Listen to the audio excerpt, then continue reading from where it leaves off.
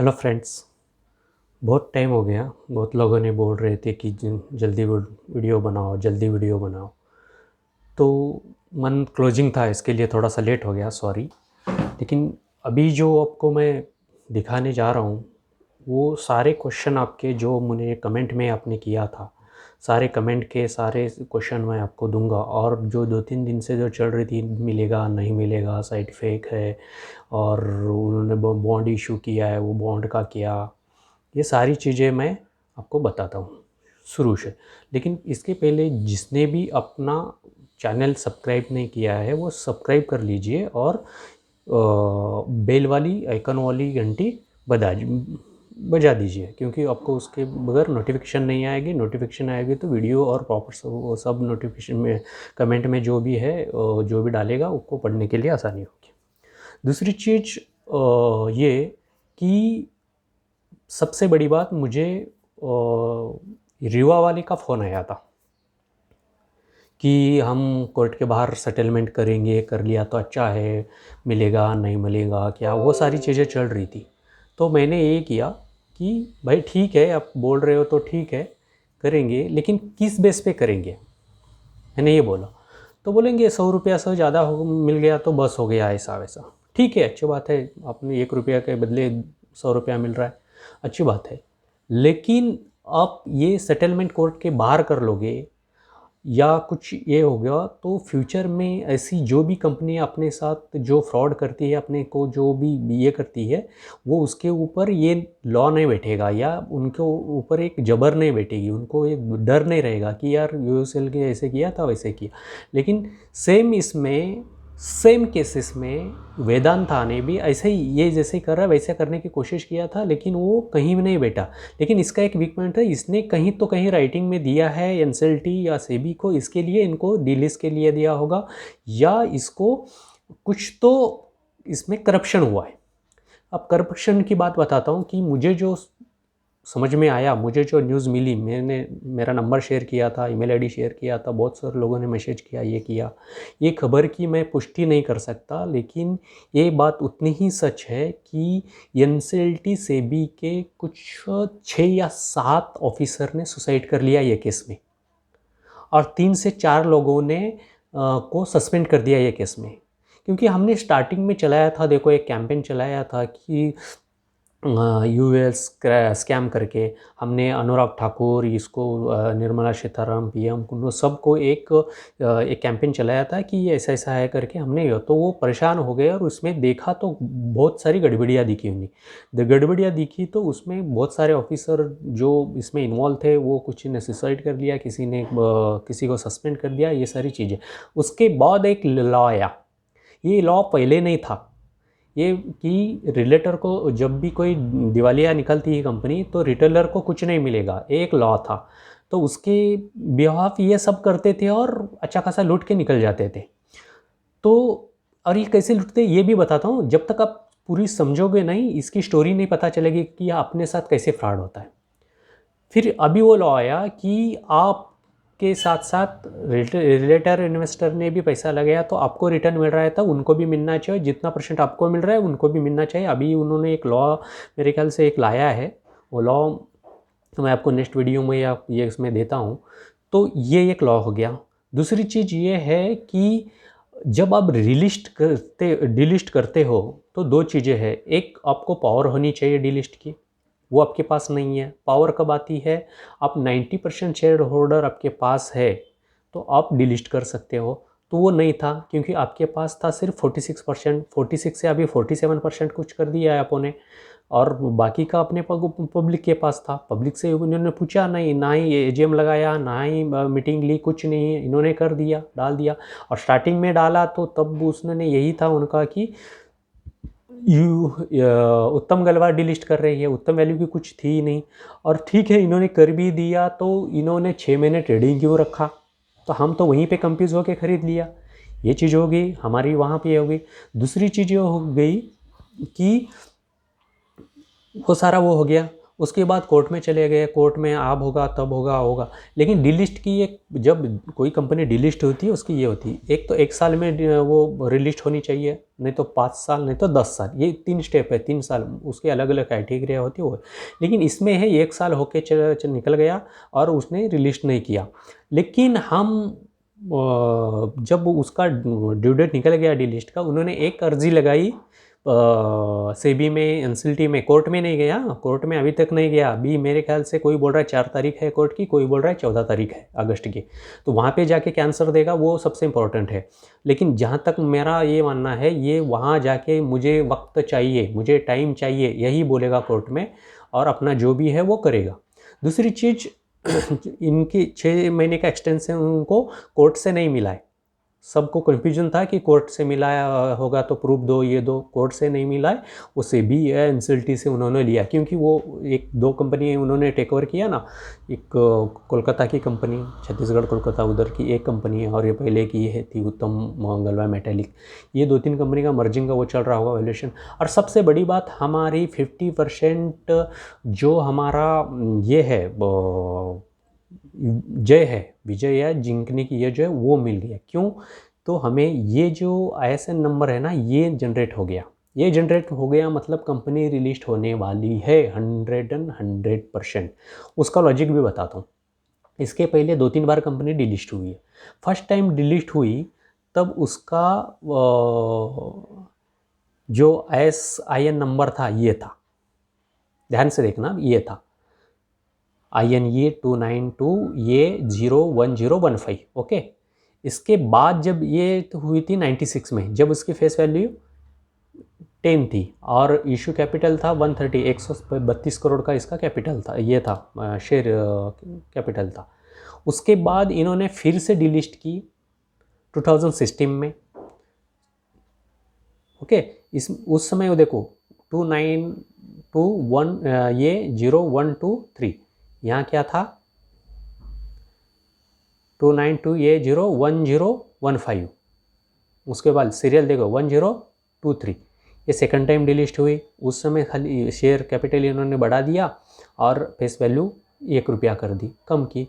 इसके बाद अभी जो उन्होंने जो रिलिस्ट के लिए जो नया नंबर मिला है उनको, ये मिला है INE 292 ये 07012, समझ गए? 7012 1027 1015, सामने का सब सेम है।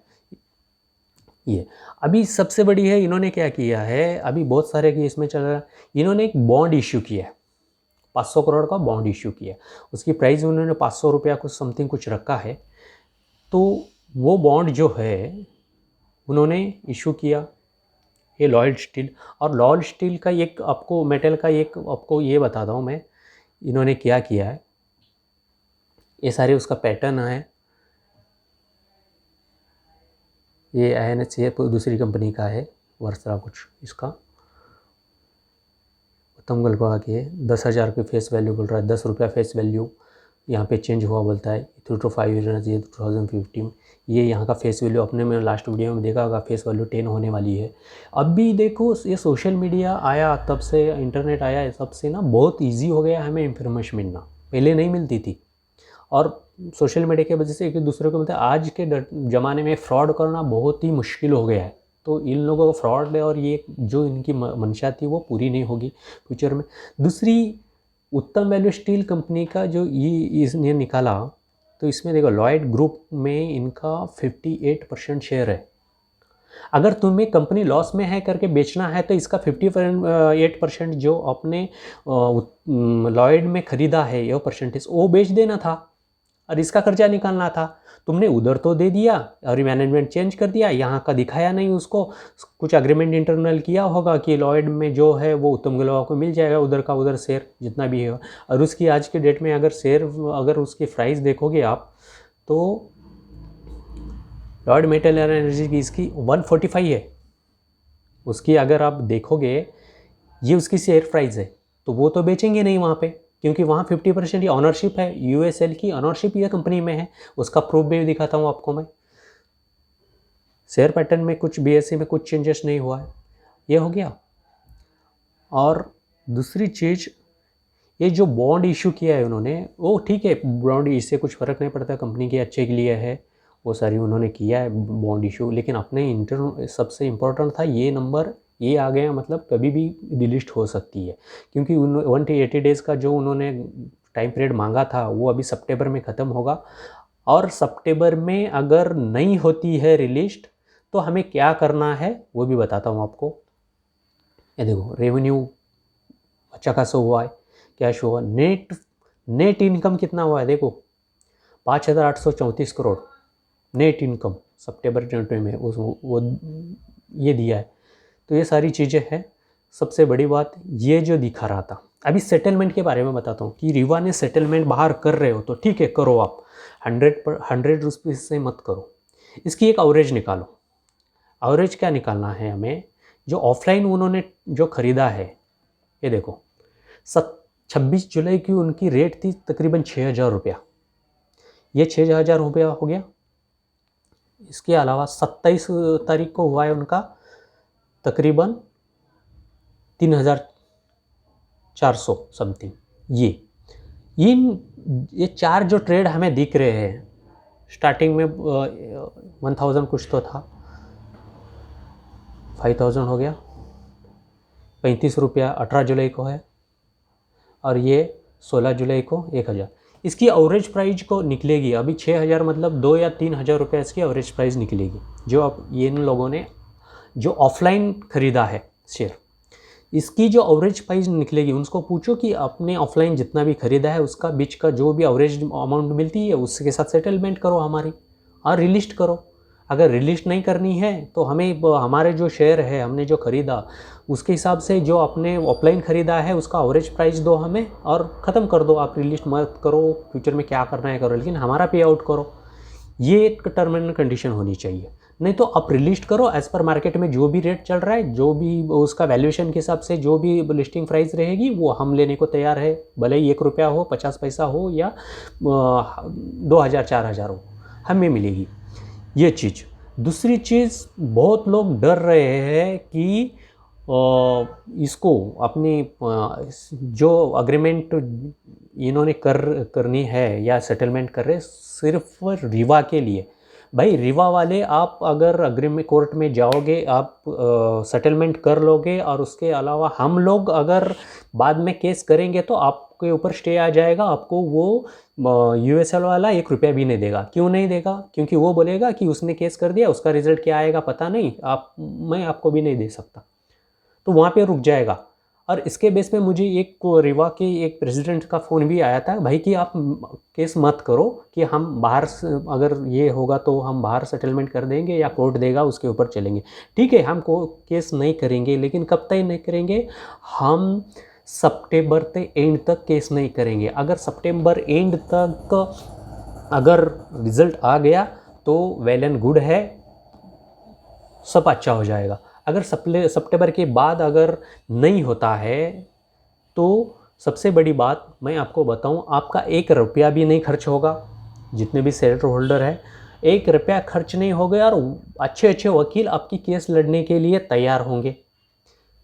वो कैसे होंगे, वो सारी चीज़ें मैं सितंबर के एंड में या बीच में अगर कुछ स्टेटमेंट आता है कोर्ट का तो तब आपको बताऊंगा। 1 रुपया भी आपको खर्च नहीं करना है, किसी को डोनेशन देने की ज़रूरत नहीं, किसको ये नहीं।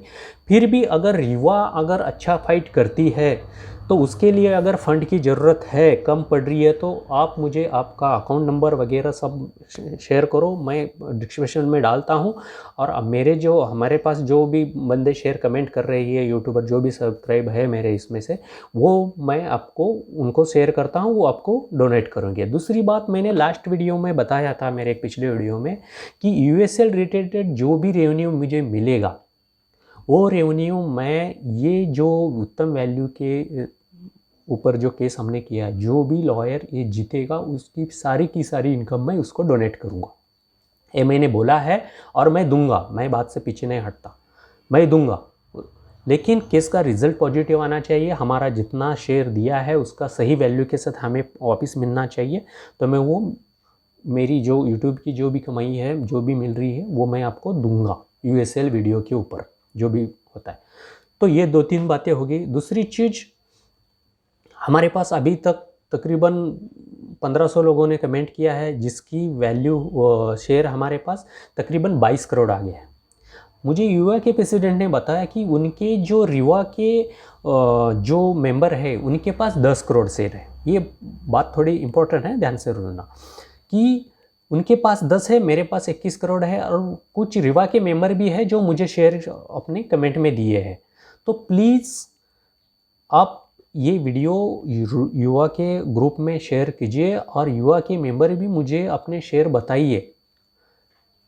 तो हमारे पास जो एक न्यूज़ फैल रही है ना, 95 ये कितने उन्होंने ये कर दिया, 95% रिडक्शन कर दिया है, 5% बचा है, उसमें 5% में पब्लिक को कुछ देंगे और इसको देंगे कुछ, इन्वेस्टर जो भी ये देना है उनको देंगे।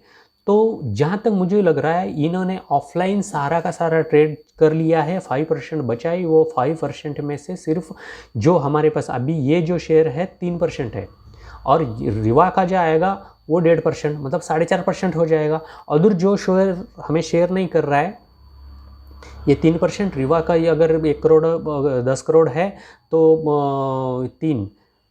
4.5% हो जाएगा, 4.5%। और दूसरा चीज़, जो अभी तक कमेंट नहीं किया है, जो बड़े बड़े हैं जो शर्मा रहे हैं या यार इससे क्या होगा ये जो बोल रहे हैं ना, वो अगर वैसे बैठे हैं वो एक आधा करोड़ रहेगा तो 5% ये वैसे ही हो जाता है। तो फिर उन्होंने ये बोला है। दूसरी चीज़, वो 5% में हम है तो ठीक है, वेल एंड गुड, कंपनी 95% कमा ले, हमें 5% में हम सारे अगर रिटेलर आते हैं तो 5% में हमें अब जितना जो मिलता है जो मिलेगा उसमें हम संतुष्ट है। दूसरी चीज़, हमारे एक सब्सक्राइबर ने उत्तम वैल्यू स्टील के सेक्रेटरी को कॉल किया था, डायरेक्टली कॉल। तो उसने ये बोला ये कि कंपनी तो रिलिस्ट होगी बट पब्लिक को कुछ नहीं मिलेगा। अभी क्यों नहीं मिलेगा भाई, रिलिस्ट कर रहे तो हमें तो मिलना चाहिए, और ये नहीं है कि मैं सब खा जाऊँ गटर जाऊँ, ये ऐसा नहीं चलेगा और चलेगा भी नहीं। कोर्ट हमारा कुछ तो सुनेगा और कुछ तो कुछ मिलेगा हमें ये है, और बहुत सारे लॉ तोड़े हैं अपने। दूसरी बात, वो मिलेगा। दूसरी चीज़, ये अपना ये इसके लिए बोल रहे हैं जैसे ही इन्होंने ऑफलाइन जो परचेस करी है तो हम डर के इनको बेच दे, तो उनका स्टेक बढ़ते जाए, 100% स्टेक उनके पास चला जाए। जब लिस्ट करेंगे तो 25% हम पब्लिक के रखेंगे, वहाँ कमाएंगे हम दबा के। जब कंपनी डिलिस्ट होके रिलिस्ट होती है तो अच्छा खासा मार्केट ऊपर जाता है, जैसे रुचि सोया ने किया। रुचि सोया ने क्या किया, जब मार्केट डाउन था खरीद लिया, खरीदने के बाद उन्होंने क्या किया, मार्केट को फाइनेंशियल रिजल्ट डाउन दिखाया, फिर गिरता गया तो सारे 99% 9% शेयर खरीद लिया। फिर बाद में ये सेबी के पास चला गया, किसी ने कंप्लेंट कर दिया, सेबी ने ऑब्जर्व किया कि ऐसा कैसा हो सकता है, 1600 तक ये कैसे चाहता है कि अपर सर्किट ही लगा हुआ है। उन्होंने चेक किया तो इनसाइडर और कंपनी के जो प्रमोटर है उनके ही पास 95% शेयर है। तो इस वजह से उन लोगों ने ये लॉ निकाल दिया कि पब्लिक के लिए कंपलसरी आपके पोर्टफोलियो में 25% शेयर होना चाहिए, 75% प्रमोटर या उनके इंसाइडर के पास होना चाहिए, ये लॉ निकाल दिया।